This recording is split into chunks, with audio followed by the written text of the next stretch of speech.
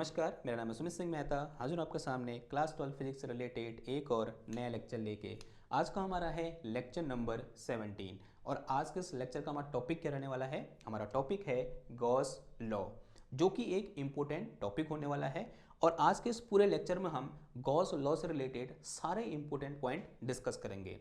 लेकिन इस लेक्चर को देखने से पहले आप लोग एक बात इंश्योर कीजिए कि आपने जो प्रीवियस लेक्चर है वो देखा हुआ है, क्योंकि अगर आपने प्रीवियस लेक्चर नहीं देखा है तो आपको इस लेक्चर में कुछ भी समझ में नहीं आने वाला। क्यों समझ में नहीं आने वाला, मैं बताता हूं। कल हमने डिस्कस किया था कि भाई इलेक्ट्रिक फ्लक्स क्या होता है। अब यहां पर जो गॉस लॉ है ना, वो इलेक्ट्रिक फ्लक्स के बारे में ही डिस्कस करता है या फिर उसके बारे में ही बात करता है। तो अगर आपको यही पता नहीं होगा कि इलेक्ट्रिक फ्लक्स क्या होता है और इलेक्ट्रिक फ्लक्स का फॉर्मूला क्या होता है, तो आप यहां पर गॉस लॉ को समझ नहीं पाएंगे। तो मैं ये आशा कर रहा हूं कि आपने जो कल लेक्चर है वो देख रखा है और वहां पर आपने इलेक्ट्रिक फ्लक्स को समझ रखा है। और इसी आशा के साथ मैं आगे बढ़ रहा हूं और डिस्कस कर रहा हूं किस बारे में? गॉस लॉ के बारे में। अब यहां पर पहला क्वेश्चन ये आता है कि गॉस लॉ की जरूरत पड़ी क्यों? ऐसी क्या मुसीबत आन पड़ी कि गॉस को एक नया लॉ देना पड़ा? एक एग्जांपल से समझते हैं और जो प्रीवियस लेक्चर है उसका रेफरेंस लेते हुए बात करेंगे, ठीक है। मान लिया मेरे पास क्या है, यहाँ पर एक क्यू चार्ज है और हम सब जानते हैं अगर ये आइसोलेटेड क्यू चार्ज है या पॉजिटिव चार्ज है तो इससे कुछ इलेक्ट्रिक फील्ड लाइन इस तरह से क्या होंगी, बाहर की ओर निकलेंगी। निकलेंगी आंसर है हाँ जी, निकलेंगी। मैं यहाँ पर कुछ electric field line radially outward direction में ड्रॉ कर दे रहा हूँ। अब मैं क्या कर रहा हूँ, इस क्यू चार्ज के चारों ओर एक क्लोज सरफेस ड्रॉ कर रहा हूँ। तो मैंने क्या कर दिया, यहाँ पर इस तरह से एक स्फेरिकल शेप की एक क्लोज सरफेस ड्रॉ कर दी। इस सरफेस की खासियत क्या है, ये कैसी है, क्लोज सरफेस है, ठीक है, यानी फुटबॉल है और फुटबॉल के अंदर एक क्यू चार्ज रखा हुआ है। आप इसको इस तरह से विजुलाइज कर सकते हैं। अभी तक की बात समझ में आ रही है? अब एक बार इस पिक्चर को आप ध्यान से देखो, ये एक सरफेस है और इस सरफेस से कुछ इलेक्ट्रिक फील्ड लाइन बाहर की ओर निकल रही है। और कल हमने डिस्कस किया था कि number of field line passing through any surface in perpendicular direction is known as electric flux. यानी इस सरफेस से कुछ फ्लक्स क्या कर रहा है, इस तरह से बाहर की ओर निकल रहा है। अब अगर आपसे पूछूं कि वो इलेक्ट्रिक फ्लक्स की वैल्यू कितनी होगी, तो आप बोलोगे कि कल हमने क्या करा था, एक फॉर्मूला पढ़ा था और फॉर्मूला क्या था, electric flux passing through any close surface is equal to E dot D A. तो ये हमने कल फॉर्मूला डिस्कस किया था कि फाई ई इक्वल टू क्या होता है, इंटीग्रेशन ई डॉट डी ए के बराबर होता है। अब इसको कैलकुलेट करने के लिए मुझे क्या करना पड़ेगा, इस इंटीग्रेशन को सॉल्व करना पड़ेगा। और इंटीग्रेशन को सॉल्व करने में एक पन्ना तो खर्च हो जाता ही है। अब बात पन्ने की ही नहीं है, बात है इस इंटीग्रेशन के कॉम्प्लिकेशन की। यानी कभी कभी इस इंटीग्रेशन को सॉल्व करना एक टीडियस केस हो सकता है, एक डिफिकल्ट टास्क हमारे लिए हो सकता है। और इसी टास्क को रिजॉल्व करने के लिए गॉस ने बोला चिंता मत करो मैं हूं। उन्होंने बोला मैं एक लॉ दे रहा हूं। लॉ की पहली कंडीशन ये है कि आप जिस सरफेस से निकलने वाला फ्लक्स फाइंड करना चाह रहे हैं वो सरफेस कैसा होना चाहिए, क्लोज होना चाहिए। गॉस ने कहा तुम्हारे पास क्लोज सरफेस है, हमने कहा हाँ है। फिर गॉस ने कहा कि उस क्लोज सरफेस ने क्यू चार्ज इनक्लोज कर रखा है या फिर क्यू चार्ज को घेर रखा है, मैंने कहा हाँ जी घेर रखा है। उन्होंने बोला तो उससे निकलने वाला फ्लक्स याद कर लो कितना हो जाएगा, इसके अंदर घिरे हुए चार्ज मल्टीप्लाई बाई 1/ε0, या क्या बोल सकते हैं, charge enclose by this close surface multiply by 1/ε0। ये किसके बराबर होगा, इससे पास होने वाले इलेक्ट्रिक फ्लक्स के बराबर होगा। और इसी को हम क्या बोलते हैं, गॉस लॉ बोलते हैं। थोड़ा सा इसको किताबी भाषा में बोलूंगा तो कैसे बोल दूंगा कि electric flux passing through any close surface is 1/ε0 time of charge enclose by this Gaussian surface. यही क्या है हमारा, दिस क्लोज सरफेस। इस क्लोज सरफेस को हम गॉसियन सरफेस भी बोल देते हैं, किसकी याद में, गॉस लॉ की याद में, क्योंकि गॉस ने लॉ दिया था। तो जो क्लोज सरफेस की हम जो बात कर रहे हैं उस क्लोज सरफेस का दूसरा नाम क्या होता है, गॉसियन सरफेस भी होता है, ठीक है। तो गॉसियन सरफेस बोलो या फिर क्लोज सरफेस बोलो, एक ही बात होती है। मैंने क्या बोला, गॉसियन सरफेस, मेरे मुंह से वो अपने आप निकल गया। तो क्या है Gauss law, according to Gauss law flux passing through any close surface is 1/ε0 time of charge enclose by that surface. तो this is our Gauss law. और जो मैं बोल रहा हूं वही मैंने यहां पर लिखा हुआ है। क्या लिखा है देखो, according to Gauss law electric flux through close surface is equal to 1 upon epsilon naught time, 1 upon epsilon naught time, ठीक है, times of total charge enclose by surface. Okay, इसका मतलब ये लिखा आपने, ये लिखना, इसके नीचे लिखना, दैट इज, इसका मतलब क्या हुआ कि जो फाई ई है वो किसके बराबर है, 1 upon epsilon naught time of Q enclose, ठीक है। क्यू इनक्लोज का मतलब उस सरफेस ने कितना चार्ज घेर रखा है। बच्चे यहीं पर कंफ्यूज होते हैं कि भाई चार्ज कौन सा लेना है, तो चार्ज वो लेना है जो उस क्लोज सरफेस ने क्या कर रखा है, इनक्लोज कर रखा है। ओके, ये बात समझ में आई ना। अब यहाँ जो फाई ई है उसकी तो मैं ये भी लिख सकता हूँ क्योंकि हमने कल डिस्कस किया था, तो यहाँ से मैं इस फॉर्मूले को ऐसे मॉडिफाई कर सकता हूँ कि phi E is equal to integration E dot D A is equal to 1 upon epsilon naught of Q enclose, ठीक है। यानी किसी भी क्लोज सरफेस से निकलने वाले फ्लक्स के लिए अगर मैं इस इंटीग्रेशन को सॉल्व करूंगा तो आंसर कितना आएगा, इतना आएगा। तो सीधे क्या है, जस्ट इस इंटीग्रेशन का आंसर कितना आएगा, इतना आएगा। किसके लिए, क्लोज सरफेस के लिए।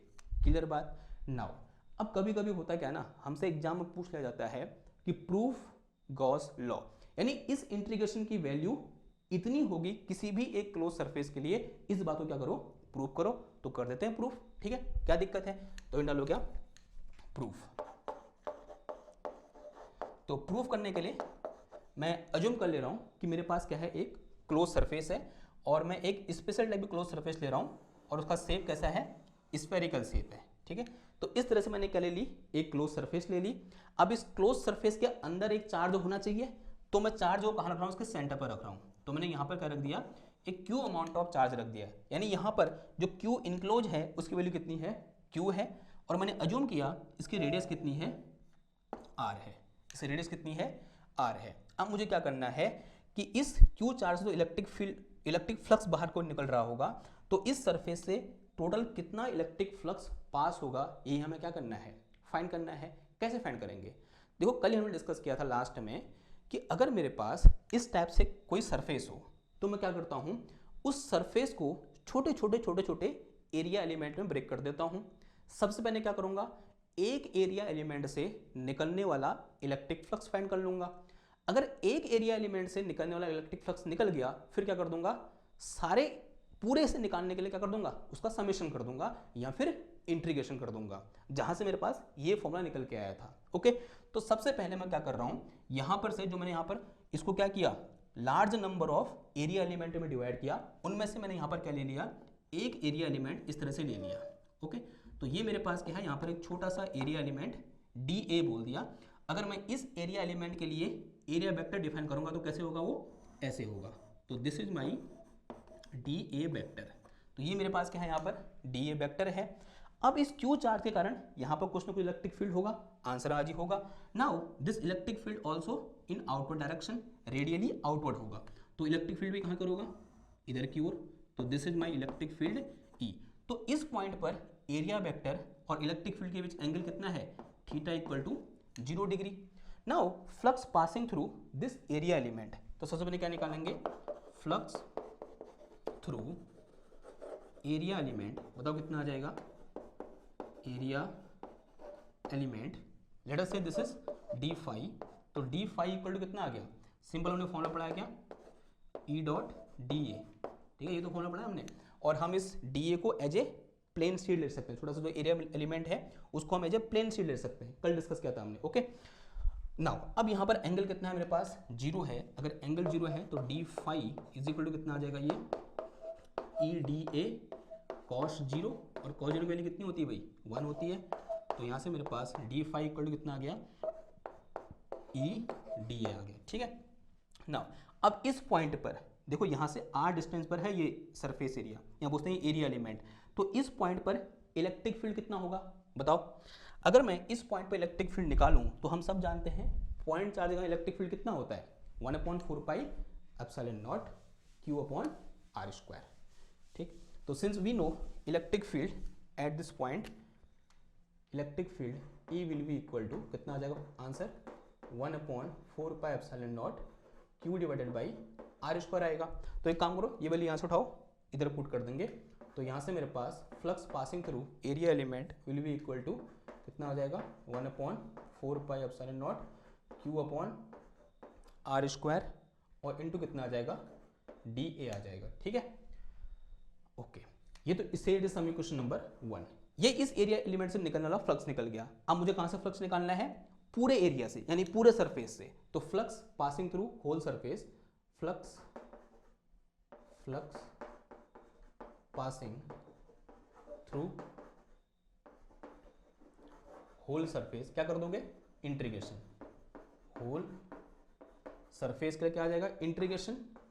This is D phi, this will be equal to integration 1/4πε0, ये आ गया मेरे पास Q/r² और इंटू dA, और डी फाई का इंटीग्रेशन कितना होता है भाई? 5 होता है। अब देखो, क्या ये 1/4πε0 कांस्टेंट है या वेरिएबल है? देखो, यहां से लेकर यहां तक ये r की वैल्यू क्या है? फिक्स है। क्यों? क्योंकि जो Q चार्ज है वो कहां पर रखा हुआ है? सेंटर पर रखा हुआ है। ओके, यानी इस पॉइंट को मैं यहां पर लूं, यहां पर लूं, यहां पर लूं, यहां लूं, यहां लूं, यहां लूं, यहां लूं, यहां लूं, हर पॉइंट पर इलेक्ट्रिक फील्ड की वैल्यू क्या होगी? सेम होगी। तो इसका मतलब इस पूरी सरफेस में हर पॉइंट पर इलेक्ट्रिक फील्ड क्या है? सेम है। क्योंकि ये जो चार्ज मैंने लिया है वो कहां पर रखा हुआ है? सेंटर पर रखा हुआ है। और ये सेंटर से डिस्टेंस अगर हर पॉइंट की क्या है? सेम है, क्योंकि वो रेडियस है खुद, तो ऑब्वियसली बात है इलेक्ट्रिक फील्ड भी क्या होगा? सेम होगा। अगर इलेक्ट्रिक फील्ड सेम है, कांस्टेंट है, तो it will come out from integration. तो यहां से मेरे पास 1/4πε0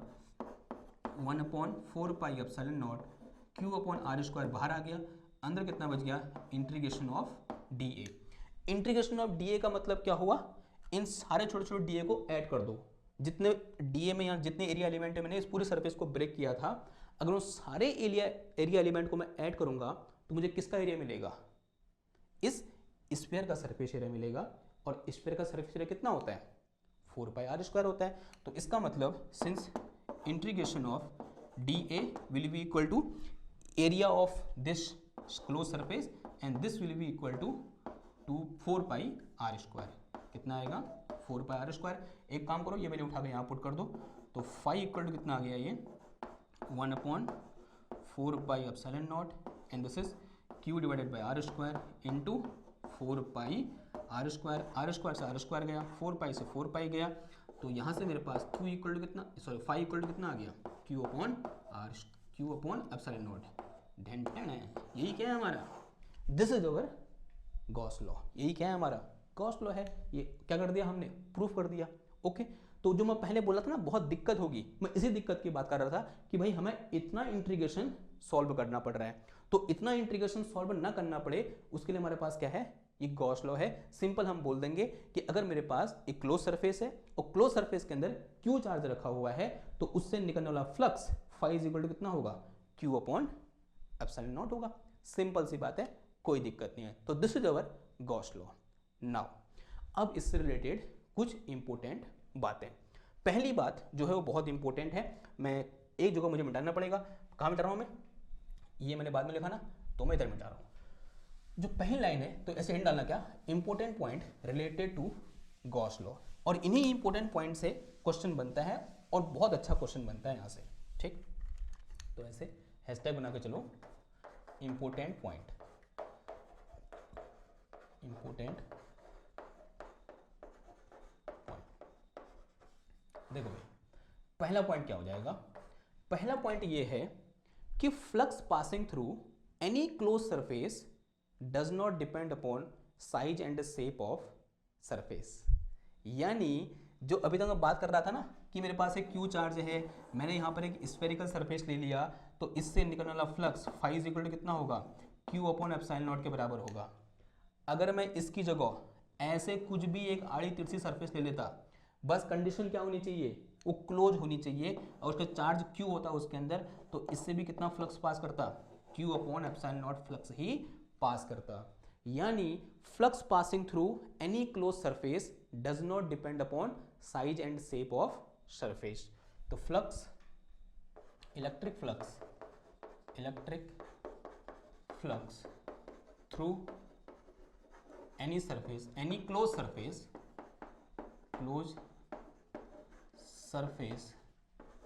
does not depend does not depends upon size and shape of surface.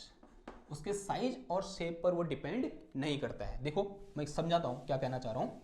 देखो मान लिया मेरे पास यहाँ पर क्या है, इस तरह से अभी एक स्फेरिकल क्लोज सरफेस है, इसके अंदर क्यू चार्ज मैंने इनक्लोज कर रखा है।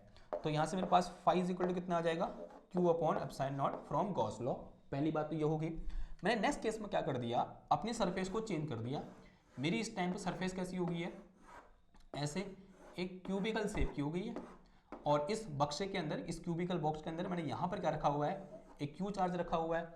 तो इससे भी कितना फ्लक्स पास करेगा बताओ, इस सरफेस मतलब इसकी 6 की 6 साइड से कितना फ्लक्स पास करेगा, Q upon epsilon not flux ही पास करेगा। ओके। सिमिलरली अगर मैं ये बोलता कि मेरे पास सरफेस है वो कैसी है, ऐसी क्लोज सरफेस है, इस तरह से मेरे पास एक बोतल है यूं करके, इस बोतल के अंदर मैंने यहाँ पर क्या रखा हुआ है, क्यू चार्ज रखा हुआ है। बताओ इस पूरे सिलेंड्रिकल सरफेस से, यानी इसमें ये वाला भी पार्ट इंक्लूड हो जाएगा, ये वाला भी और ये वाला भी, ये सब क्लोज है, कितना फ्लक्स पास करेगा, इससे भी phi is equal to Q upon epsilon not flux ही पास करेगा। उस तरीके से अगर मैं ये बोलता कि मेरे पास इस तरह से एक टेबल है और इस टेबल में यहाँ पर एक उल्टा करके कोन रखा हुआ है, और इस कोन के यहाँ पर अंदर कहीं पर क्यू चार्ज रखा हुआ है, तो बताओ इस कोन से कितना फ्लक्स पास करेगा। तो ये भी क्या है, क्लोज सरफेस है, तो और इससे भी कितना फ्लक्स पास करेगा, Q upon epsilon not flux ही पास करेगा। उस तरीके से मैं कोई भी एक आड़ी तिरछी सरफेस ले लेता और इसके अंदर मैं एक क्यू चार्ज रखता और मैं आपसे पूछता कि इस आड़ी तिरछी क्लोज सरफेस से कितना फ्लक्स पास करेगा। अगेन मेरा आंसर कितना हो जाएगा, phi is equal to Q upon epsilon naught ही होगा। ये बात समझ में आ रही है आपको। यानी सरफेस चाहे कैसी ही हो, उसका शेप कैसा हो, अगर वो क्लोज है और उसके अंदर कुछ चार्ज रखा हुआ है, तो उससे निकलने वाला फ्लक्स कितना होगा, क्यू अपॉन एप्सिलॉन नॉट ही होगा। तो this is a very important thing related to Gauss law. Okay, ये तो पहली बात होगी। दूसरी बात आपको दिख ही रहा होगा यहां से कि किसी भी क्लोज सरफेस से पास करने वाला जो इलेक्ट्रिक फ्लक्स है वो किस बात पर डिपेंड कर रहा है, कि उसके अंदर कितना चार्ज रखा हुआ है। टोटल चार्ज की बात कर रहे थे ना वहां पर, जब हमने क्या लिखा था, उसका स्टेटमेंट लिखा था, तो हमने बोला था total charge enclosed with in Gaussian surface. तो सेकंड पॉइंट हो जाएगा इससे रिलेटेड, इलेक्ट्रिक फ्लक्स या फ्लक्स पासिंग थ्रू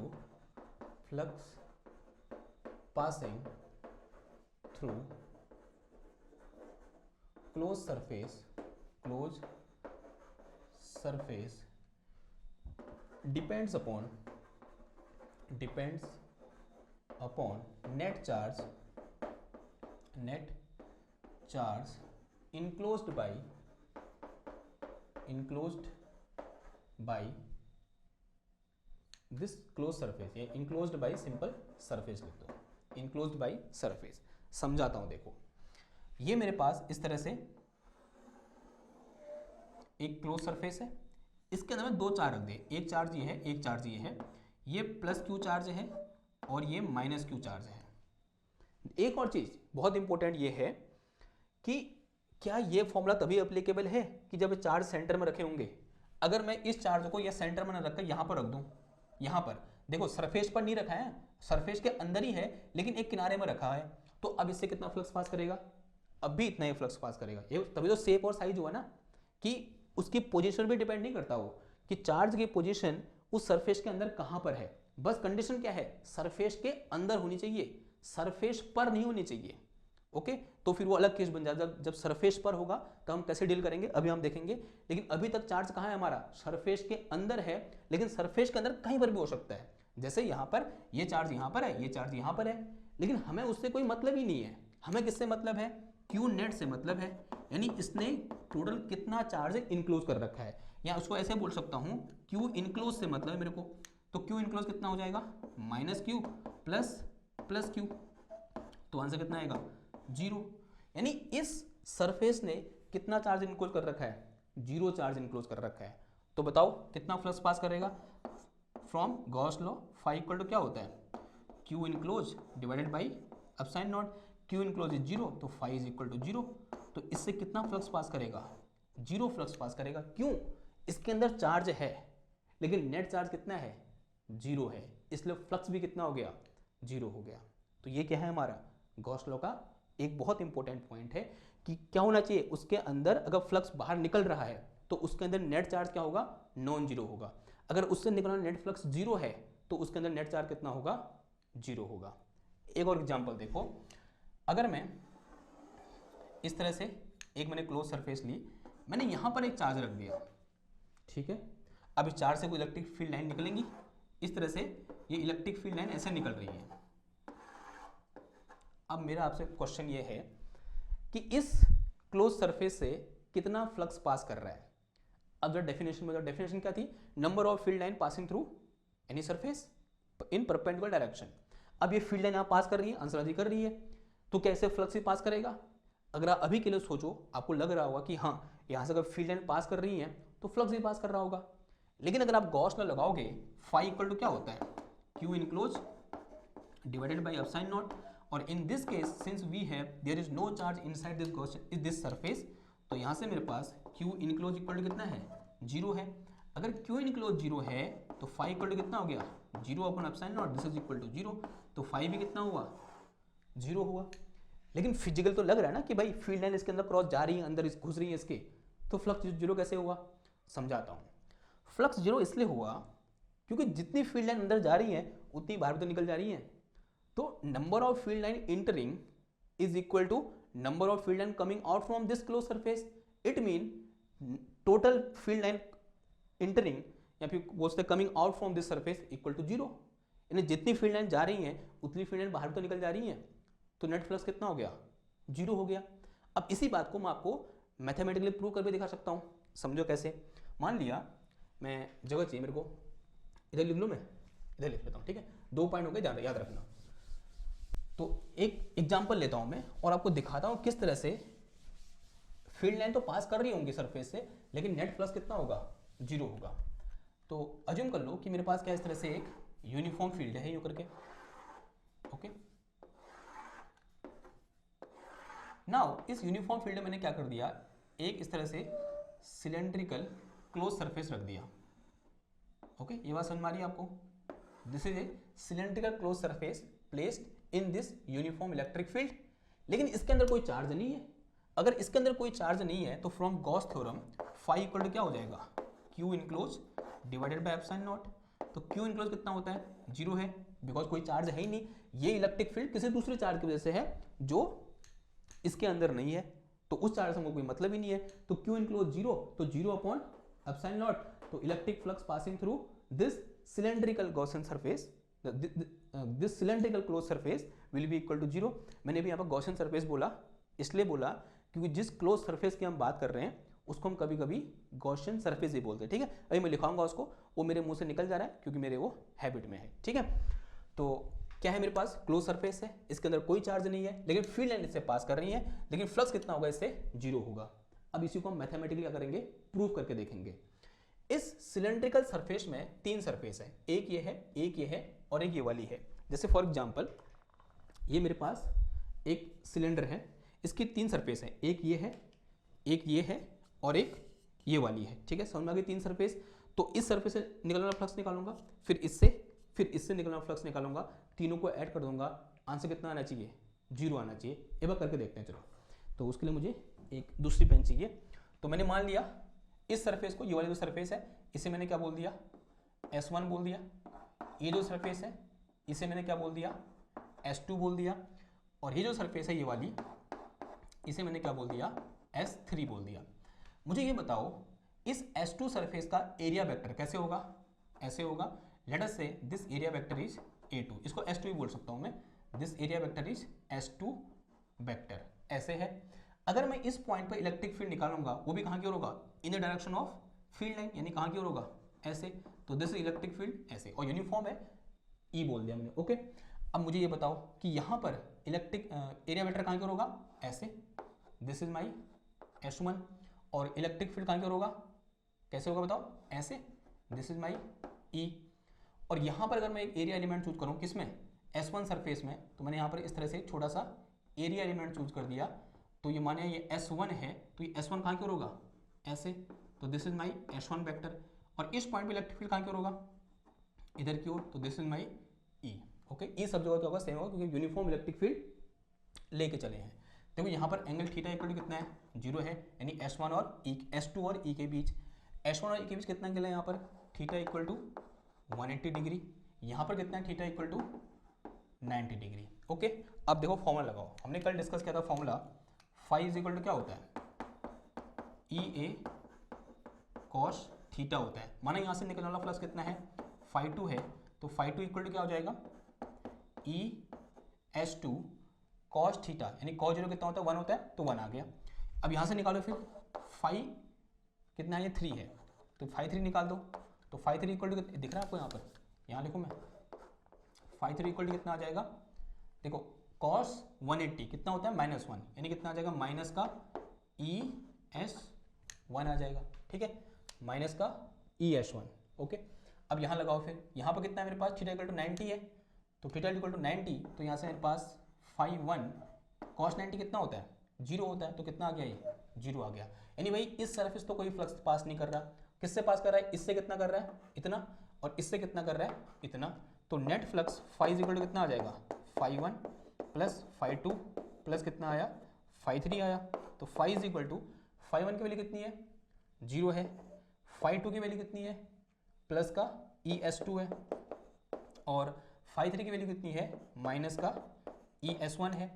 अब एक बात ध्यान दे लो, ये मेरे पास सिलेंडर है और एक यूनिफॉर्म सिलेंडर है, तो S1 इक्वल टू क्या होगा, S2 के बराबर होगा ना, कि ये मेरे पास अगर ये बोतल है, सिलेंड्रिकल बोतल है, तो जितना ये होगा उतना ये भी तो होगा, तभी तो सिलेंडर है। ओके, तो S1 इक्वल टू S2, तो अगर S1 इक्वल टू S2 है, तो यहाँ पर क्या आ जाएगा, phi is equal to ES minus ES and this is equal to 0। Okay, तो इस सरफेस से फील्ड लाइन पास कर रही है, लेकिन जितनी फील्ड लाइन अंदर घुस रही है उतनी फील्ड लाइन बाहर निकल जा रही है। इसका मतलब net field passing through this surface equal to 0, और मैथमेटिकली हमने भी क्या कर दिया, यहाँ पर प्रूव कर दिया कि भाई इस सरफेस से जो नेट फ्लक्स पास करेगा वो कितना होगा, 0 होगा। अगेन आप इसका रीजन क्या दे सकते हो कि भाई इसके अंदर कोई चार्ज है ही नहीं, तो गॉस थ्योरम से इसके निकलने वाला फ्लक्स कितना हो जाएगा, 0 हो जाएगा। ओके, ये बात समझ में आई। नाउ थोड़ा सा आगे बढ़ते हैं, मैं एक आध एग्जाम्पल और देता हूं आपको और आप उसके आंसर दोगे। ठीक है, मैं यहाँ पर थोड़ा सा कंडीशन को चेंज कर रहा हूँ। अभी तक मेरे पास एक सिलेंड्रिकल सरफेस था और उस सिलेंड्रिकल सरफेस के अंदर कोई चार्ज नहीं था, लेकिन अभी मैं चार्ज रख रहा हूँ। देखो कैसे, इस तरह से, ये मेरे पास एक सिलेंड्रिकल सरफेस है यूं करके, और मैंने यहाँ पर क्या रख दिया, क्यू चार्ज रख दिया, अंदर रखा है, और एक क्लोज सरफेस है, दोनों ओर से बंद है यूं करके। और मैं ये पूछना चाह रहा हूँ आपसे बताओ इस सिलेंड्रिकल क्लोज सरफेस से कितना फ्लक्स पास करेगा। ये क्लोज है, ध्यान देना, सिंपल सा आंसर है भाई, थोड़ी देर पहले आंसर दिया भी था। फाई इज इक्वल टू कितना हो जाएगा, Q upon epsilon not from Gauss law, because this Q is charge in close. लेकिन अब यहाँ पर एक ट्विस्ट आता है, ट्विस्ट क्या, जरा समझो। मैंने सेम सिलेंडर लिया, तो थोड़ा सा बड़ा कर दिया, जूम कर दिया मैंने इसको, क्योंकि मुझे अभी अंदर और चीज़ें बनानी पड़ेंगी। इससे मैंने क्या किया, इस सरफेस को इसके अंदर न रख के इन 3 सरफेस में से किसी एक सरफेस पर रख दिया। मैं ये बोल रहा हूँ, मैंने इस सरफेस पर रख दिया। Now my Q charge is here. क्या अब यहाँ पर गॉस लॉ लगेगा? क्या इस केस में ये क्लोज सरफेस है? आंसर है नहीं है। जब भी कोई चार्ज उस क्लोज सरफेस पर ही रखा हो तो वो क्लोज सरफेस नहीं है भाई। अब हम यहां पर गॉस लॉ नहीं लगा सकते। गॉस लॉ कब लगता है? जब सरफेस कैसा होता है, क्लोज होता है। अगर ये चार्ज यहां होता तब ये सरफेस क्लोज था, लेकिन ये सरफेस कहां है इसकी सॉरी, ये जो चार्ज है वो कहां है भाई? इधर पे है, यहां पर है, यहां पर। कहां क्लोज है ये? क्या ये चार्ज क्लोज है? नहीं क्लोज है ना, इसका कुछ पार्ट तो ओपन है, तो हम यहां पर गॉस लॉ नहीं लगा सकते। लेकिन मुझे निकालना है भाई कि इस सिलेंडर से कितना फ्लक्स पास करेगा। तो उसके लिए हम क्या करते हैं, थोड़ा सा यहां पर दिमाग लगाते हैं। मैं क्या कर रहा हूं, मैथमेटिकली अज्यूम कर रहा हूं कि मेरे पास यहां पर एक और सिलेंडर है, जस्ट आइडेंटिकल एक और सिलेंडर मैंने अज्यूम कर लिया यहां पर यूं करके। Okay, this is identical cylinder. कहने का मतलब ये हुआ कि ये एक सिलेंडर ये था मेरे पास, ये वाला, यहां पर मेरे पास चार्ज था, ऐसे चार्ज रखा था यहां पर। ओके, अभी तक क्लोज नहीं है ये। मैंने क्या किया, जस्ट आइडेंटिकल, भगवान की दया से मेरे पास दो आइडेंटिकल है भी, ये रख दिया मैंने यूं करके। अब देखो, अब इन दोनों ने मिलकर क्लोज सरफेस बना दिया है। इन दोनों के लिए अब ये कहाँ है चार्ज, क्लोज हो चुका है। देखो एक बार हो चुका नहीं हो चुका, आंसर है हाँ जी हो चुका है। Now this is our close surface. ये दोनों मिलकर क्या बना रहे हैं, क्लोज सरफेस बना रहे हैं। तो इन दोनों से निकलने वाला फ्लक्स कितना हो जाएगा, Q अपॉन एप्सिलॉन नॉट हो जाएगा। ये बात समझ में आई। नाउ अब अगर आपसे पूछूं कि भाई जो रेड वाला सिलेंडर है उससे कितना फ्लक्स पास करेगा, तो flux passing through red cylinder this will be equal to, देखो दोनों आइडेंटिकल है तो क्या हो जाएगा, उसका हाफ हो जाएगा। तो this will be half of, इसको मैं प्राइम बोल दूं इसको डैश लगा दे रहा हूँ, हाफ ऑफ 5। और 5 की वैल्यू कितनी है, Q अपॉन एप्सिलॉन नॉट। तो 5 प्राइम इक्वल टू कितना आ गया, 1/2 of Q by epsilon not. ठीक है, 1/2 क्यों हुआ, क्योंकि ये क्या है, इसका ठीक आइडेंटिकल था। पूरे से कितना था, Q अपॉन एप्सिलॉन नॉट, तो इसका हाफ से कितना हो जाएगा, आधा। ठीक ना, एक और चीज़ सुनो, एक और एग्जाम्पल सुनो, कुछ इस तरह से ऐसा ही ले रहे हैं और मैं कुछ ऐसा बोल रहा हूँ। देखो कभी कभी यहाँ से ये वाला क्वेश्चन भी पूछ देता है वो, ये मेरे पास एक कोन है, देखो ऐसे पकड़ रहा हूँ, ये एक कोन है और यहाँ पर एक चार्ज रखा हुआ है Q, और ये पूरा कोन एक टेबल में ऐसे रखा हुआ है।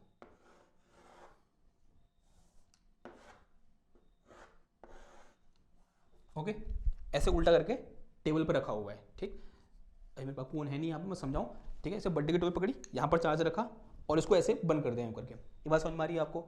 अब मुझे बताओ क्या सरफेस क्लोज है या नहीं है, क्लोज है, क्यों क्या कर रखा है, टेबल ने क्लोज कर दिया ना, तो दिस सरफेस इज क्लोज।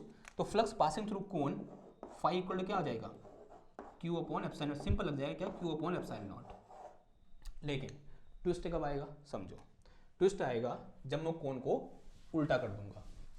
अगर मैं कोन को उल्टा कर दूं तो बताओ कितना फ्लक्स पास करेगा। अभी मैंने क्या किया, सेकंड केस में, इसी में दूसरा केस ले लिया, ये मेरे पास कोन अभी ऐसे रख दिया मैंने, यहाँ चार्ज है।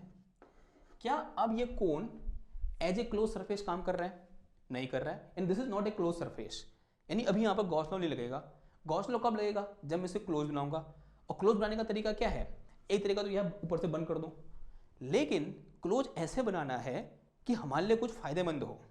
ठीक है, क्लोज बनाने के लिए हम ऊपर से एक कपड़ा डाल दें करके क्लोज बन जाता, लेकिन ऐसे क्लोज बनाना है कि हम उससे निकलने वाला फ्लक्स फाइंड कर सकें। तो उसके लिए मैं यहाँ पर कैसा सरफेस चूज करूंगा, इसी के ऊपर एक और टोपी लगा दूंगा यूं करके। ओके, ऐसे दूसरी टोपी रख दी उसके ऊपर, अभी क्या हो गया है, क्लोज हो गया है। और आइडेंटिकल टोपी रखिए, ध्यान देना। ठीक, तो अब बताओ इन दोनों से निकलने वाला फ्लक्स कितना हो जाएगा, phi is equal to Q upon epsilon naught. अब एक से निकलने वाला फ्लक्स, नीचे वाले से निकलने वाला फ्लक्स क्या हो जाएगा, उसका ठीक हाफ हो जाएगा। तो यहाँ से मेरे पास 5 prime will be equal to half of 5, तो 5 prime will be equal to half of Q divided by epsilon naught. Clear बात, ओके ना।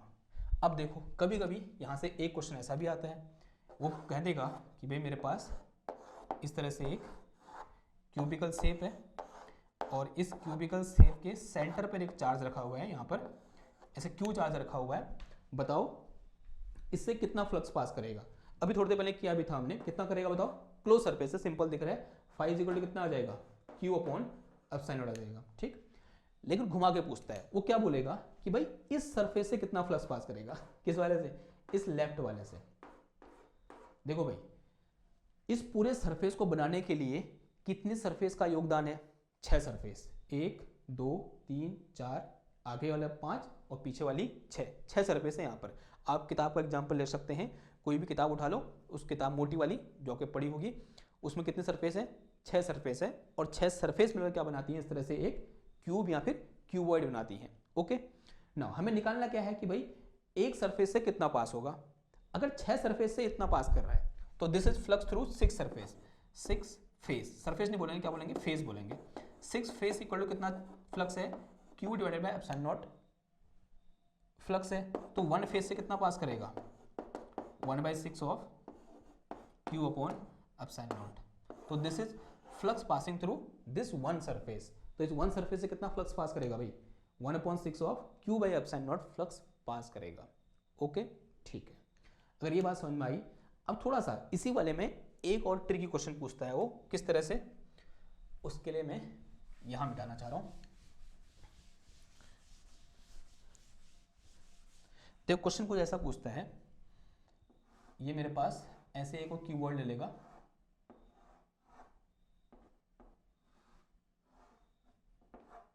यूं, ओके।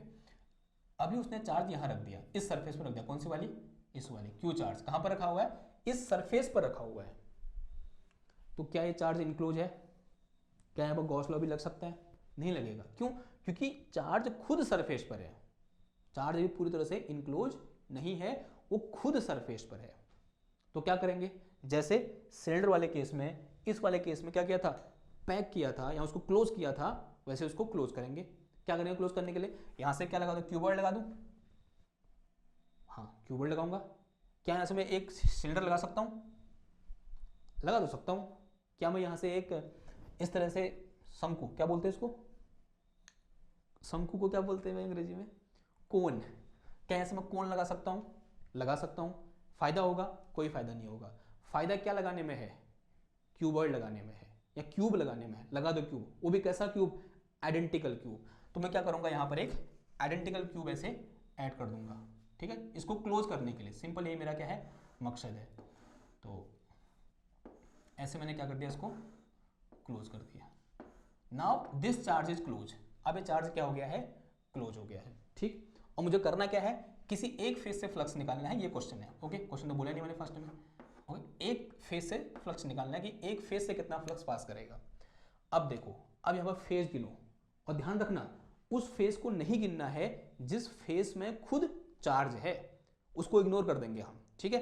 तो इस फेज को हम कभी नहीं गिनेंगे, इस फेज को छोड़कर कितने फेज है गिनो। देखो 1 2 ऐसे टिक करते चल रहा, 1 2 3 4 5 6, ठीक है, ये ऐसे वाले हो गए। फिर इसका 7 सामने वाला, 8 पीछे वाला, फिर इसका भी 8 हो गए थे, 9 सामने वाला और 10 पीछे वाला, ठीक है। हरी बात समझ, दोबारा गिन लें, 1 2 3 4 5 6 7 8 9 10, ओके। तो टोटल नंबर ऑफ फेज कितने हैं, 10 है। तो 10 फेज से कितना फ्लक्स पास करेगा, गॉस लग जाएगा, because this charge Q is closed by 10 faces. तो 10 फेज से कितना फ्लक्स पास करेगा, क्यू अपॉन एप्सिलॉन नॉट। तो एक फेज से कितना फ्लक्स पास करेगा, 1/10 time of Q upon epsilon not. भाई इतना फ्लक्स पास करेगा एक फेज से, किधर है बात। तो this is some important question related to our second important point, okay. अब थोड़ा सा आगे बढ़ते हैं और इंपॉर्टेंट पॉइंट यहाँ पर डिस्कस कर लेते हैं। अगला इंपॉर्टेंट पॉइंट यही है, पॉइंट नंबर 3 डालो, कि जो हमारे पास क्लोज सरफेस है उनका नाम क्या होता है, गॉसियन सरफेस भी बोलते हैं, ठीक है। तो close surface are also known as Gaussian surface. दूसरा नाम क्या होता है उनको, उनका गॉसियन सरफेस होता है। गॉसियन सरफेस क्यों बोला, क्योंकि गॉस ने डिफाइन किया था गॉस लॉ को, तो उसके सम्मान में उनको क्या बोल देते हैं हम, गॉसियन सरफेस बोल देते हैं, ठीक है। अगला पॉइंट जो कि इंपॉर्टेंट है भाई, हमने पहले पॉइंट में डिस्कस किया था कि गॉसियन सरफेस और we can say close surface can be any shape और एनी साइज। वो किसी भी शेप का हो सकता है, उसका शेप आड़ा तिरछा कुछ भी, लूड़ा लंगड़ा कुछ भी हो सकता है। लेकिन क्या हम ऐसे कुछ भी ले लेंगे, नहीं, हम ऐसे शेप लेंगे जो हमारे लिए क्या होंगे, कन्वीनियंट होंगे, ठीक है। तो as we know we can take any shape of close Gaussian surface, बस कंडीशन क्या होनी चाहिए, उसने क्लोज होना चाहिए। लेकिन हम ऐसा कभी नहीं करते, हम हमेशा बड़ी चालाकी से और अपनी सहूलियत को ध्यान में रखते हुए गॉसियन सरफेस का चूज करेंगे। तो अगला पॉइंट किसके बारे में है, how to choose Gaussian surface, okay. तो सिंपल सा आंसर है, it depends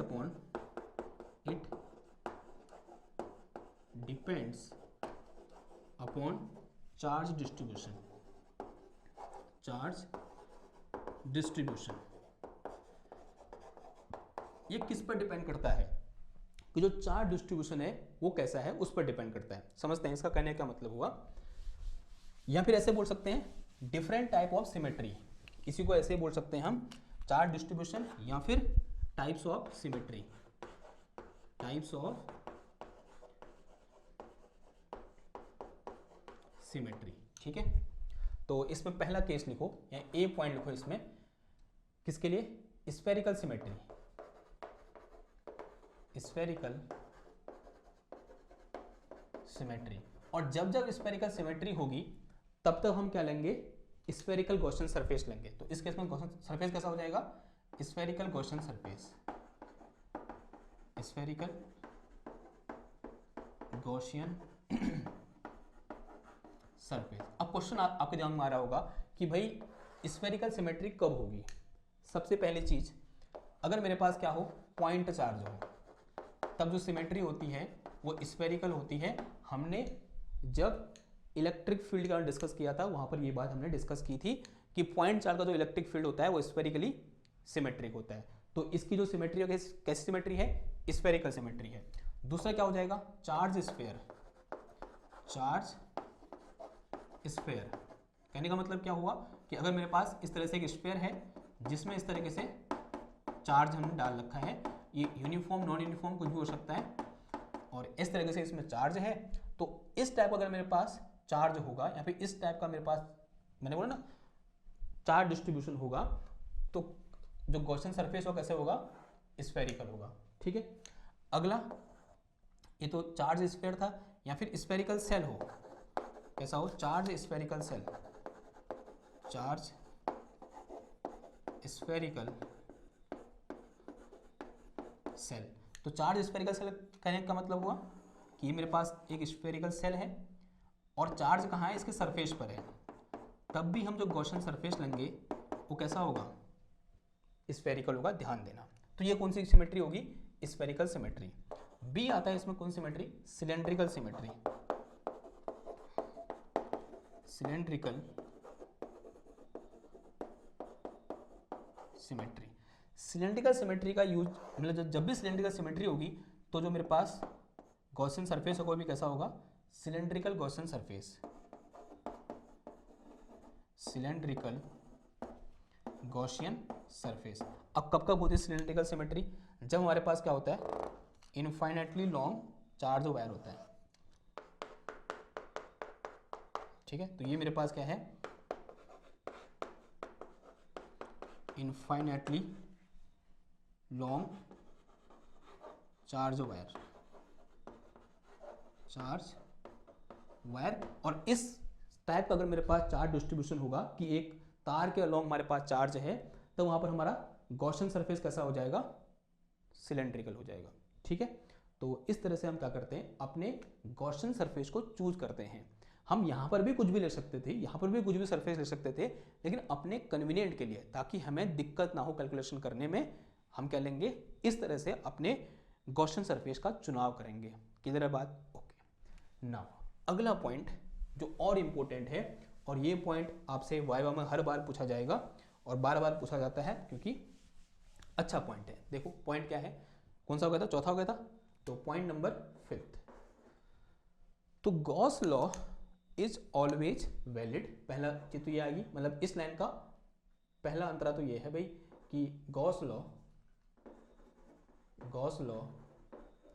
is always valid. हमेशा क्या होगा? वैलिड होगा, बट यूजफुल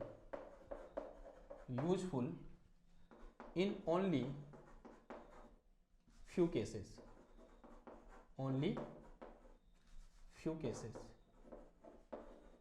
ये भाई बहुत इंपॉर्टेंट लाइन में लिखा है यहाँ पर कि गॉस लॉ हमेशा वैलिड होगा, मतलब हर किसी भी टाइप का हमारे पास चार्ज डिस्ट्रीब्यूशन हो या फिर किसी भी टाइप की सिमेट्री हमारे पास हो, वहां पर गॉस लॉ लगेगा।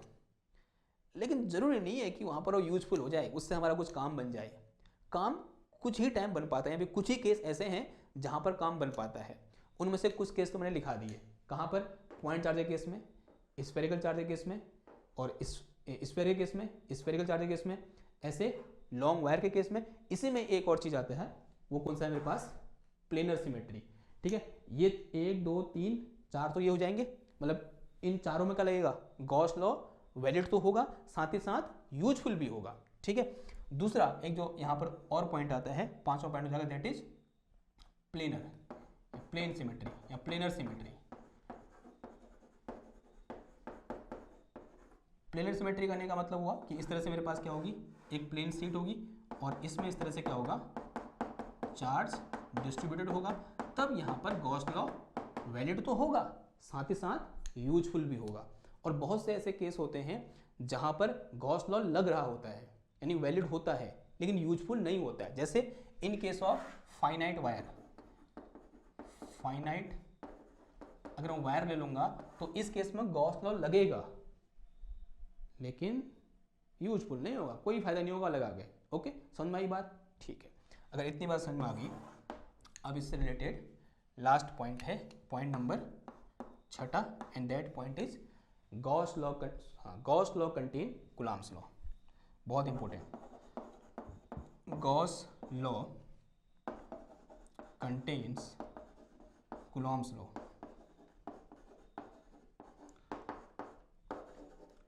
यानी कहने का मतलब है सिंपल कि गॉस लॉ से हम क्या कर सकते हैं, कूलम्ब्स लॉ को प्रूव कर सकते हैं। और जब ये प्रूफ होगा ना, मैं लास्ट में एक लाइन बोलूंगा, ये लाइन बहुत इंपॉर्टेंट है। पहले क्या करते हैं, हम गॉस लॉ के हेल्प से कूलम्ब्स लॉ को प्रूव कर देते हैं। कैसे प्रूव करेंगे जरा समझो। मान लिया मेरे पास यहाँ पर एक चार्ज है और जिसको मैं क्यू चार्ज बोल दिया, यहाँ से आर डिस्टेंस पर यहाँ पर मैंने क्या रखा हुआ है, एक क्यू नॉट चार्ज रखा हुआ है, टेस्ट चार्ज रखा हुआ है। अगर मैं इन दोनों चार्जों के लिए, अगर इन दोनों के बीच की डिस्टेंस आर है, अगर मैं इन दोनों चार्जों के लिए कूलम्ब्स लॉ को लिखना चाहूँ तो Coulomb's law F equal to क्या हो जाएगा इन दोनों के लिए, this will be equal to 1/4 pi epsilon not और capital Q Q not upon R square हो जाएगा। यानी मुझे गॉस लॉ का यूज़ करना है और इन दोनों के बीच लगने वाला फोर्स ये है, उसे प्रूव करना है। तो मैं क्या प्रूव कर दूंगा, कूलम्ब्स लॉ को प्रूव कर दूंगा। चलो करते हैं फिर। तो मुझे यहाँ पर क्या निकालना है, इस क्यू चार्ज के कारण इस क्यू नॉट पर लगने वाला फोर्स निकालना है। और ये फोर्स निकालने हमने एक चीज़ पढ़ी थी, क्या पढ़ा था हमारे पास, कि F इक्वल टू क्या होता है मेरे पास, क्यू ई क्यू नॉट होता है। यानी अगर मैं यहाँ पर इलेक्ट्रिक फील्ड निकाल दूँ तो क्या निकल जाएगा, फोर्स निकल जाएगा। अब इलेक्ट्रिक फील्ड कैसे निकालेंगे जरा समझो। सबसे पहला स्टेप क्या रहेगा, गॉस लॉ लगाना है, तो मुझे गॉसियन सरफेस चाहिए, यानी क्लोज सरफेस चाहिए। अब वो क्लोज सरफेस कैसी होगी, कुछ भी हो सकती है, लेकिन हम गॉसियन सरफेस का सिलेक्शन कैसे करेंगे कि हमारे पास कैसी सिमेट्री है, कैसा चार्ज है मेरे पास, पॉइंट चार्ज है। और पॉइंट चार्ज के लिए कैसी सिमेट्री होती है, स्फेरिकल सिमेट्री। तो जो गॉसियन सरफेस वो कैसा होगा, स्फेरिकल होगा। तो मैं क्या ड्रॉ कर रहा हूँ, सबसे पहले जिस पॉइंट मुझे इलेक्ट्रिक फील्ड निकालना है उस पॉइंट से होता हुआ एक स्फेरिकल गॉसियन सरफेस ड्रॉ कर रहा हूँ। कर दिया ड्रॉ, आंसर आज कर दिया। नाउ अब मैं अज्यूम कर रहा हूँ कि इस पॉइंट पर एक छोटा सा मैंने क्या ले लिया, एरिया एलिमेंट ले लिया। इस तरह से क्या लिया, छोटा सा एरिया एलिमेंट, लेट अस से दिस इज DA, और जो DA वेक्टर होगा इस डायरेक्शन में होगा, ऐसे बाहर की ओर होगा। तो this area element is DA vector. ये क्यू चार्ज है जो कि पॉजिटिव है, तो उसके कारण यहाँ पे इलेक्ट्रिक फील्ड कैसे होगा, वो भी ऐसे बाहर की ओर। This electric field is E, यानी यहाँ पर थीटा एंगल कितना है, 0 है। Now from Gauss law we all know that flux coming out from this Gaussian surface phi will be equal to q enclosed और डिवाइड में कितना आ जाएगा, एप्सिलॉन नॉट। से इट इज इक्वेशन नंबर 1। इसे क्या बोल दो, इक्वेशन नंबर 1 बोल दो। नाउ अब देखो, हमने लेक्चर के फर्स्ट में कुछ बातें डिस्कस की थी, या कल भी हमने डिस्कस की थी कि flux coming out from any surface will be equal to integration E dot DA। Okay, तो दिस फॉर दिस केस, देखो भाई, for this case at this point this theta equal to 0। तो यहाँ से मेरे पास फाई इक्वल टू कितना आ जाएगा, इंटीग्रेशन EDA cos 0, और cos 0 कितना होता है, 1 होता है। तो this is integration EDA। Okay ना, अब देखो समझना जरा बात को, इस पूरे गॉसियन सरफेस में मैं चाहे किसी पॉइंट पर जाऊं, मैंने क्या बोला था कि स्फेरिकली सिमेट्रिक होता है किसी भी एक पॉइंट चार्ज का इलेक्ट्रिक फील्ड, यानी इस स्फीयर के सरफेस में हर पॉइंट पर इलेक्ट्रिक फील्ड की वैल्यू क्या होगी, सेम होगी। यानी electric field is constant all over the surface of this Gaussian surface. If electric field is constant so it will come out from this integration. तो यहाँ से E बाहर आ गया, अंदर कितना बच गया, DA बच गया, और this DA will be equal to कितना हो जाएगा बताओ, integration D A will be equal to इस पूरे गॉसियन सरफेस का surface area and this will be equal to 4 pi R square. तो फाई इक्वल टू कितना आ गया, ये आ गया। So it is some question number 2। This is our Gauss law and this is what we get from our calculation. Now equating equation 1 and 2 what we get, देखो दोनों का लेफ्ट हैंड साइड सेम है, right hand side भी same होगा। इसका मतलब e into 4 pi R square is equal to Q upon epsilon not. तो यहाँ से e इक्वल टू कितना आ गया 1 upon 4 pi R square into Q upon epsilon not. तो e इक्वल टू कितना आ गया, इस आर स्क्वायर को भेज दो तो और इस एप्सिलॉन को इधर ले आओ, 1 upon 4 pi epsilon not and this is q upon r square. तो this is electric field due to this point charge at this point r, यहाँ बोलते हैं at on the surface of this Gaussian surface। और यही हमने वहाँ भी तो कैलकुलेट किया था, पहले वाले जो हमने पढ़ रहे थे वहाँ पर जो कूलम्ब्स लॉ से हमने डिस्कस किया था, यही तो इलेक्ट्रिक फील्ड निकल के आया था। आप कौन सा फॉर्मूला लगा दोगे, ये वाला, क्या निकल के आ जाएगा, फोर्स निकल के आ जाएगा।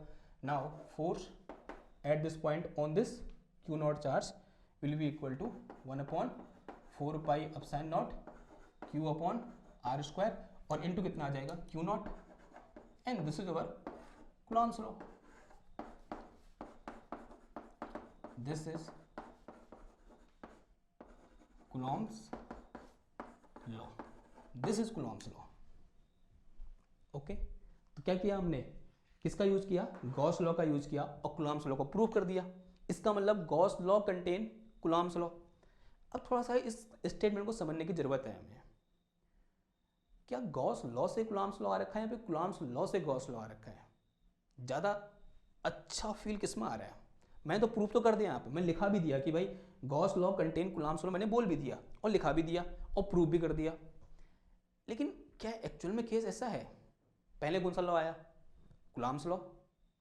अब होता क्या है ना, जो गॉस लॉ है इसको उल्टा ले जाओ, आप ऐसे उल्टा आओ, कहाँ से, इधर से ऐसे उल्टा जाओ।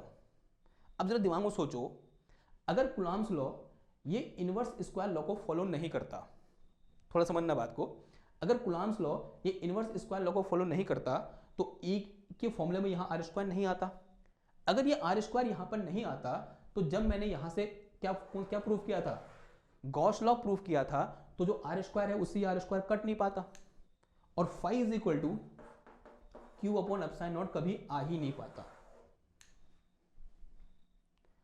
तो Gauss law exist because Coulomb's law follow inverse square law. ये बहुत इंपॉर्टेंट लाइन है, एमसीक्यू में ये क्वेश्चन आता है, ऐसे दिया होगा आपको कि गॉस लॉ एग्जिस्ट बिकॉज, नीचे 4 ऑप्शन होंगे और उनमें से जिस ऑप्शन में ये लिखा होगा because Coulomb's law follow inverse square law, वही क्या होगा, हमारा करेक्ट आंसर होगा।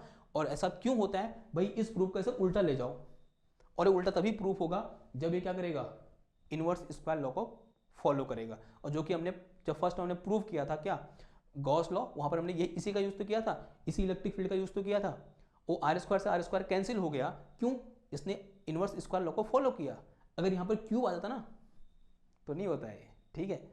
तो Gauss law exist because Coulomb's law follow inverse square law and it is very very important statement. ये तो है, सही है ही, यानी सही है ही ये, लेकिन इसके नीचे ये भी लिख देना, Gauss law exist because Coulomb's law follow inverse square law.